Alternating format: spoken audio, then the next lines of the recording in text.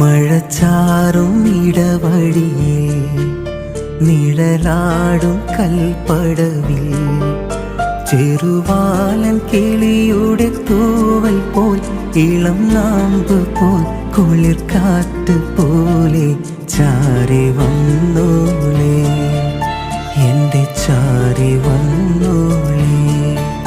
മഴച്ചാറും ഇടവഴിയിൽ നിഴലാടും കൽപ്പടവിൽ ചെറുവാലൻ കിളിയുടെ തൂവൽ പോൽ ഇളം നാമ്പ് പോൽ കുളിർക്കാറ്റ് പോലെ ചാരി വന്നോളേ.